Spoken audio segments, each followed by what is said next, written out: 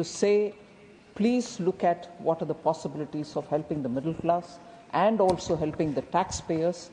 And I must thank the entire team in the Finance Ministry, where all of us have to see what are the kind of things we can do. Bharat ಸರ್ಕಾರ February 1ನೇ ತಾರೀಕು 2026ಕ್ಕೆ ಕೇಂದ್ರ budget ಮಂಡನೆಯಾಗುತ್ತೆ. ಈ ಬಜೆಟ್ನಿಂದ ದೇಶದ ಆರ್ಥಿಕ ದಿಕ್ಕು, ತೆರಿಗೆ ನೀತಿ ಹಾಗೆ ಮಧ್ಯಮ ವರ್ಗದ ನಿರೀಕ್ಷೆಗಳು ಏನು ಅನ್ನೋದು ಸ್ಪಷ್ಟವಾಗುತ್ತೆ. ಈ ರೀಸೆಂಟ್ ವರ್ಷಗಳಲ್ಲಿ ಸರ್ಕಾರಕ್ಕೆ ಒಳ್ಳೆ ತೆರಿಗೆ ಆದಾಯ ಬಂದಿರೋದ್ರಿಂದ ಈ ಸಲ ತೆರಿಗೆ ವ್ಯವಸ್ಥೆಯನ್ನ ಇನ್ನಷ್ಟು ಸರಳ ಹಾಗೆ ನಂಬಿಕೆಗೆ ತಕ್ಕ ಹಾಗೆ ಮಾಡುವತ್ತ ಗಮನ ಹರಿಸೋ ಸಾಧ್ಯತೆ ಇದೆ ಅಂತ ಹೇಳಲಾಗ್ತಿದೆ. ಈಗ ಸರ್ಕಾರದ ಗುರಿ ಕೇವಲ ಹೆಚ್ಚು ತೆರಿಗೆ ಸಂಗ್ರಹ ಮಾಡೋದಲ್ಲ, ತೆರಿಗೆ ನಿಯಮಗಳು ಸ್ಪಷ್ಟವಾಗಿರಬೇಕು, ಅನಗತ್ಯ ವಿವಾದಗಳು ಕಮ್ಮಿಯಾಗಬೇಕು, ಹಾಗೆ ತೆರಿಗೆದಾರರಿಗೆ ಭಯ ಇಲ್ಲದ ವ್ಯವಸ್ಥೆ ಇರಬೇಕು ಅನ್ನೋದಕ್ಕೆ ಜಾಸ್ತಿ ಇಂಪಾರ್ಟೆನ್ಸ್ ಕೊಡಲಾಗ್ತಾ ಇದೆ. ಹೀಗಾಗಿ ತೆರಿಗೆ ಪಾವತಿ ಪ್ರಕ್ರಿಯೆ ಈಸಿ ಆಗಬಹುದು. ಕಳೆದ ಬಜೆಟ್ನಲ್ಲಿ ತೆರಿಗೆ ರಹಿತ ಆದಾಯ ಮಿತಿಯನ್ನ 12 ಲಕ್ಷ ರೂಪಾಯಿಗೆ ಜಾಸ್ತಿ ಮಾಡಲಾಗಿತ್ತು. ಇದರಿಂದ ಮಧ್ಯಮ ವರ್ಗಕ್ಕೆ ದೊಡ್ಡ ಮಟ್ಟದ ರಿಲೀಫ್ ಕೂಡ ಸಿಕ್ಕಿತ್ತು. ಹೀಗಾಗಿ 2026ರ ಬಜೆಟ್ನಲ್ಲಿ ಮತ್ತೆ ಅಂತಹ ದೊಡ್ಡ ತೆರಿಗೆ ರಿಯಾಯಿತಿ ಘೋಷಣೆ ಮಾಡೋ ಸಾಧ್ಯತೆ ಕಮ್ಮಿ ಅಂತ ತಜ್ಞರು ಅಭಿಪ್ರಾಯ ಪಡ್ತಾರೆ. ಏಪ್ರಿಲ್ 1, 2026ರಿಂದ ಹೊಸ ಆದಾಯ ತೆರಿಗೆ ಕಾಯ್ದೆ 2025 ಜಾರಿಗೆ ಬರುತ್ತೆ. ಇದು 1961ರ ಹಳೆಯ ಕಾಯ್ದೆಯನ್ನ ಸಂಪೂರ್ಣವಾಗಿ ಚೇಂಜ್ ಮಾಡುತ್ತೆ. ಹೊಸ ಕಾಯ್ದೆಯ ಉದ್ದೇಶ ತೆರಿಗೆ ನಿಯಮಗಳನ್ನ ಸರಳಗೊಳಿಸೋದು ಹಾಗೆ ಅರ್ಥ ಮಾಡಿಕೊಳ್ಳೋದಕ್ಕೆ ಸುಲಭವನ್ನಾಗಿ ಮಾಡೋದು. ಸೊ ಪ್ರಸ್ತುತ ಮಧ್ಯಮ ಆದಾಯ ಹೊಂದಿರುವಂತಹ ಜನರಿಗೆ ತೆರಿಗೆ ಶ್ರೇಣಿಗಳು ಹೆಚ್ಚು ಒತ್ತಡ ತಂದಿವೆ. ಹೀಗಾಗಿ ಈ ಶ್ರೇಣಿಗಳನ್ನ ಮರುಹೊಂದಿಸಿ ತೆರಿಗೆ ಭಾರವನ್ನ ಬ್ಯಾಲೆನ್ಸ್ ಮಾಡಬೇಕು ಅನ್ನೋ ಬೇಡಿಕೆ ತೆರಿಗೆದಾರರಿಂದ ಕೇಳಿಬರ್ತಾ ಇದೆ. ಹೆಚ್ಚು ಆದಾಯ ಗಳಿಸೋರಿಗೆ ಅನ್ವಯವಾಗೋ ಸರ್ಚಾರ್ಜ್ ಮಿತಿಗಳನ್ನ ಹೆಚ್ಚಿಸಬೇಕು ಅನ್ನೋ ನಿರೀಕ್ಷೆ ಇದೆ.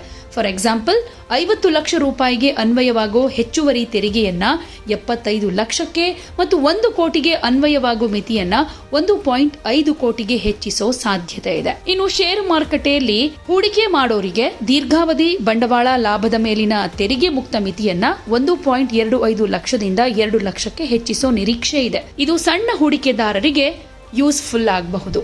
ಇನ್ನು ಹಳೆ ತೆರಿಗೆ ಪದ್ಧತಿಯಲ್ಲಿ ಹೆಚ್ಚಿನ ಕಡಿತಗಳು ಇದ್ರೂ ತಪ್ಪಾದ ಕ್ಲೈಮ್ಗಳ ಪ್ರಮಾಣ ಜಾಸ್ತಿ ಇದೆ. ಹೀಗಾಗಿ ಸರ್ಕಾರ ಹಳೆ ತೆರಿಗೆ ಪದ್ಧತಿಯನ್ನ ಸಂಪೂರ್ಣವಾಗಿ ಅಥವಾ ಭಾಗಶಃ ರದ್ದು ಮಾಡೋ ಸಾಧ್ಯತೆ ಇದೆ. ಹೊಸ ತೆರಿಗೆ ಪದ್ಧತಿ ಸರಳವಾಗಿದ್ದು ಕಡಿಮೆ ದಾಖಲೆಗಳು ಮತ್ತು ಸ್ಪಷ್ಟ ನಿಯಮಗಳನ್ನು ಒಳಗೊಂಡಿದೆ. ಸರ್ಕಾರ ಈ ಪದ್ಧತಿಯನ್ನ ಹೆಚ್ಚು ಉತ್ತೇಜಿಸ್ತಾ ಇದ್ದು ಭವಿಷ್ಯದಲ್ಲಿ ಇದನ್ನೇ ಏಕೈಕ ವ್ಯವಸ್ಥೆಯನ್ನಾಗಿ ಮಾಡೋ ಸಾಧ್ಯತೆ ಕೂಡ ಇದೆ. ಇನ್ನು ಕಂಪನಿಗಳು ಹಾಗೆ LLPಗಳಿಗೆ ಅನ್ವಯವಾಗೋ ತೆರಿಗೆ ದರಗಳಲ್ಲಿ ಸಮಾನತೆ ತರಬೇಕು ಅನ್ನೋ ಚರ್ಚೆ ನಡೀತಾ ಇದೆ. ಇದರಿಂದ ವ್ಯವಹಾರ ವಾತಾವರಣ ಸುಧಾರಿಸೋ ನಿರೀಕ್ಷೆ ಇದೆ. ದೇಶೀಯ ಉತ್ಪಾದನೆಯನ್ನ ಉತ್ತೇಜಿಸೋದಕ್ಕೆ ತಯಾರಿಕಾ ಕ್ಷೇತ್ರಕ್ಕೆ ಕಡಿಮೆ ತೆರಿಗೆ ದರಗಳನ್ನು ನೀಡೋ ಸಾಧ್ಯತೆ ಇದೆ. ಇದು ಮೇಕ್ ಇನ್ ಇಂಡಿಯಾ ಯೋಜನೆಗೆ ಬಲ ಕೊಡುತ್ತೆ. ಹಾಗೆ ಹೊಸ ತೆರಿಗೆ ಪದ್ಧತಿಯಲ್ಲಿ ಗರಿಷ್ಠ 30% ತೆರಿಗೆ ದರ ಅನ್ವಯವಾಗೋ ಆದಾಯ ಮಿತಿಯನ್ನ 35 ಲಕ್ಷ ರೂಪಾಯಿ ತನಕ ಹೆಚ್ಚಿಸಬಹುದು ಅನ್ನೋ ನಿರೀಕ್ಷೆ ಇದೆ. ಇದರಿಂದ ಮಧ್ಯಮ ಹಾಗೆ ಮೇಲ್ಮಧ್ಯಮ ವರ್ಗದ ಜನರಿಗೆ ಸ್ವಲ್ಪ ರಿಲೀಫ್ ಸಿಗಬಹುದು. ಬಡ್ಡಿ ದರಗಳು ಕಮ್ಮಿ ಆಗ್ತಾ ಇರೋ ಹಿನ್ನೆಲೆಯಲ್ಲಿ ಹಿರಿಯ ನಾಗರಿಕರಿಗೆ ತೆರಿಗೆ ಶ್ರೇಣಿಗಳನ್ನ ಇನ್ನಷ್ಟು ಅನುಕೂಲಕರವನ್ನಾಗಿ ಮಾಡೋದಕ್ಕೆ ಸರ್ಕಾರ ಚಿಂತನೆ ನಡೆಸಬಹುದು. ಇದು ಹೆಚ್ಚು ಹಣಕಾಸು ಭದ್ರತೆಯನ್ನ ಒದಗಿಸುತ್ತೆ. ಇನ್ನು ಸಂಬಳ ಪಡೆಯುವ ಉದ್ಯೋಗಿಗಳಿಗೆ ನೀಡಲಾಗುವ ಪ್ರಮಾಣಿತ ಕಡಿತವನ್ನ 1 ಲಕ್ಷ ರೂಪಾಯಿಗೆ ಹೆಚ್ಚಿಸೋ ನಿರೀಕ್ಷೆ ಇದೆ. ಇದರಿಂದ ನೌಕರರಿಗೆ ಕೈಯಲ್ಲಿ ಉಳಿಯೋ ಹಣ ಹೆಚ್ಚಾಗಬಹುದು. ಇನ್ನು 80C ಅಡಿಯಲ್ಲಿ ಲಭ್ಯ ಇರೋ ಹೂಡಿಕೆ ಕಡಿತ ಮಿತಿಗಳನ್ನ ಪರಿಷ್ಕರಿಸಬಹುದು ಅನ್ನೋ ಚರ್ಚೆ ಕೂಡ ಇದೆ. ಇದರಿಂದ ಉಳಿತಾಯ ಮತ್ತು ಹೂಡಿಕೆ ಹೆಚ್ಚಾಗೋ ಸಾಧ್ಯತೆ ಇದೆ. ಒಟ್ಟಾರೆ ಬಜೆಟ್ 2026ರಲ್ಲಿ ದೊಡ್ಡ ಘೋಷಣೆಗಳಿಗಿಂತ ಸರಳ, ಪಾರದರ್ಶಕ ಮತ್ತು ನಂಬಿಕೆಗೆ ತಕ್ಕ ತೆರಿಗೆ ವ್ಯವಸ್ಥೆ ನಿರ್ಮಿಸುವತ್ತ ಸರ್ಕಾರ ಹೆಚ್ಚು ಗಮನ ಹರಿಸೋ ಸಾಧ್ಯತೆ ಇದೆ. ಇದು ದೀರ್ಘಾವಧಿಯಲ್ಲಿ ದೇಶದ ಆರ್ಥಿಕತೆಗೆ ಹಾಗೆ ತೆರಿಗೆದಾರರಿಗೆ ಲಾಭಕರವಾಗಲಿದೆ.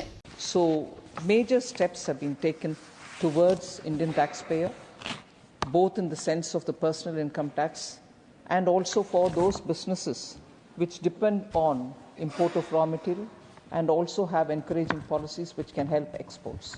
So we have ensured that we honor the taxpayer and take such policy measures which will help them so that India can speed up its progress towards 2047 for a Viksit Bharat. So the income tax is one of the major things about which many of the members have come personally to me to thank, and I actually thank the Honorable Prime Minister who set me on this task much before the budget preparation commenced, to say, please look at what are the possibilities of helping the middle class and also helping the taxpayers. And I must thank the entire team in the Finance Ministry, where all of us had to see what are the kind of things we can do. And once we came up with the tax proposals and presented before the Honourable Prime Minister, he readily agreed and said we should honour the Indian taxpayer. So please, this is something which I support. So I am grateful for having made the entire Finance Ministry's job easier when we went with a proposal, because the tendency would be for the Finance Ministry to be cautious, not to let go revenues. But here we really wanted to use this opportunity to make sure that we respect the Indian taxpayer, and that's where we moved towards giving this 12 lakh as the number till which no one will have to pay any tax.